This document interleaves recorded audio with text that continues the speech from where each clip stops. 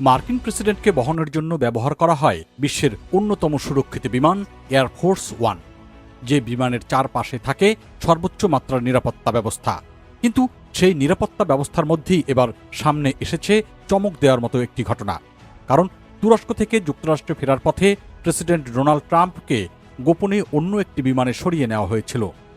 এতদিন বিষয়টি প্রকাশ্যে না এলেও মঙ্গলবার প্রথমবারের মতো সেদিনের ঘটনার কথা স্বীকার করেছেন ডোনাল্ড ট্রাম্প নিজেই।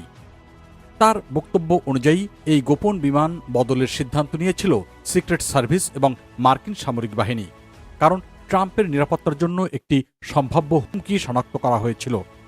সাংবাদিকদের প্রশ্নের জবাবে ট্রাম্প বলেছেন, নিরাপত্তা কর্মকর্তারা তাকে অন্য একটি বিমানে উঠতে বলেছিলেন।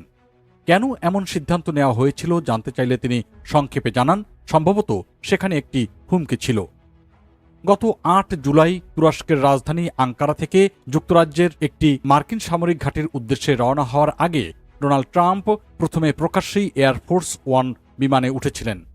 সেই দৃশ্য দেখেছিলেন সাংবাদিক ও হোয়াইট হাউসের কর্মকর্তারাও। কিন্তু এরপর ঘটে যায় পুরোপুরি গোপন একটি অভিযান। এনবিসি নিউজের আগের প্রতিবেদনে এক মার্কিন কর্মকর্তার বরাত দিয়ে বলা হয়েছিল, তুরস্ক থেকে বিমান ছাড়ার সময় ট্রাম্পকে হত্যার সম্ভাব্য একটি ষড়যন্ত্রের বিষয়ে সতর্কতা ছিল।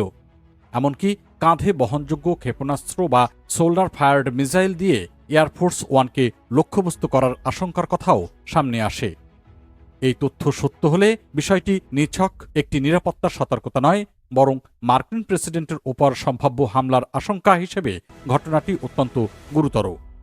তবে ট্রাম্প বলেছেন, তিনি হুমকির বিষয়ে খুব বেশি বিস্তারিত জানতে চাননি।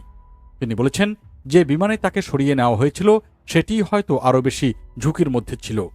কিন্তু প্রশ্ন হল, যদি অচিহ্নিত C-32 বিমানটি তুলনামূলকভাবে কম পরিচিত হয়ে থাকে, তাহলে সেটি কিভাবে সম্ভাব্য হামলার লক্ষ্য হওয়ার কথা? এই বিষয়ে বিস্তারিত ব্যাখ্যা দেননি ট্রাম্প। এদিকে ঘটনাটি প্রকাশ্যে আসার পর প্রশ্ন উঠেছে মার্কিন কংগ্রেসেও। প্রেসিডেন্টের বিমান পরিবর্তনের ঘটনা এবং সেই সময়কার নিরাপত্তা হুমকি সম্পর্কে সরকারি কর্মকর্তাদের কাছ থেকে বিস্তারিত ব্রিফিং দাবি করেছেন ডেমোক্র্যাট আইন প্রণেতারা।